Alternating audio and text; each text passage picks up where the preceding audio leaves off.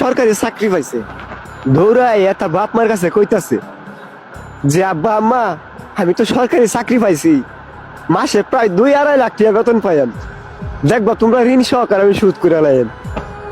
এই কথাটা কইতেই বাবা মা একে অপর তাকাইয়া একটু মুস্কি হাসি দিল।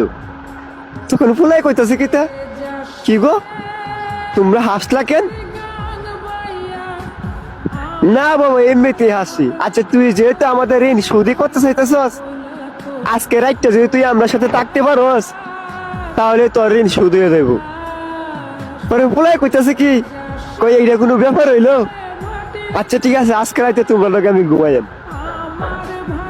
পরে দিন পারে রাইত হইলো, ফুলাই গিয়া তার বাপ মার সাথে শুইলো।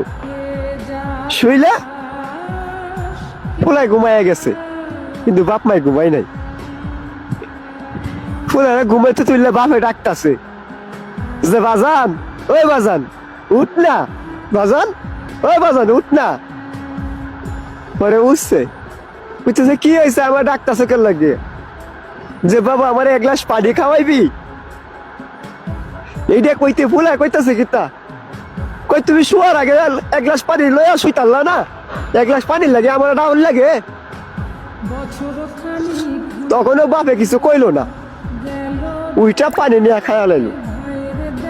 আবার পোলা ঘুমাইয়া গেল। এর কিছুক্ষণ পরে দেয়া আবার ডাকতাছে ফুলারে, বাজান ওই বাজান উঠ না, আমি একটু টয়লেটে যাবো। ফুলাই কইতা তুমি কি আমার ঘুমাইতা দিতা না, আগে তো তুমি একলাই টয়লেটে যাইতা, এখন কেন আমারে লাগবো। আবারও বাবাই কিছু কইলো না, ফুলাই গিয়ে ঘুমাইয়া গেল। বাপে টয়লেট থেকে ঠিক চলে এলো। এর কিছুক্ষণ পরে দে আবার ফুলারা ডাকতাছে, বাজান ওই বাজান উঠ না, আমার পেটের মধ্যে খিদা লাগছে, দেখ না ফ্রিজের ভিতরে কিছু আছে নাকি।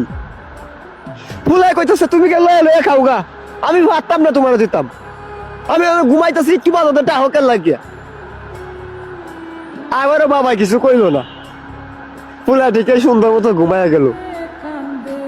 এর কিছুক্ষণ পরে দেয়া মা 1 গ্লাস পানি ঢালে দিছে পোলার শরীরে। পোলা তো বিশাল রাগ পাইছে, উঠতে কইতাছে তোমরা কি চালাইছো, একবার বাপে কই টয়লেটে যাবো, পানি খাইবো, পেটে খিদা লাগছে ভাত খাইবো, তোমরা কি আমার ঘুমাইতে দিতা না। ওরা আস্তে করে বাপে উঠিয়া ঘরের লাইটটা জ্বালায় দিছে। জ্বালায় দিলে কইতাছে বাজান মাত্র 2-3 ঘন্টায় তুই হাঁপায়া গেলি, হাত তোরে বড় করার লাগিয়া কত রাজ্যে ঘুমাই নাই, তাই আল্লাহ ছাড়া কেউ জানে না তোরে এত বড় করতে গিয়া কতটুক পরিশ্রম যে করছি তা তোরে বুঝায় কইতে পারতাম না। মাত্র 2-3 ঘন্টায় তুই হাঁপায়া গেছস।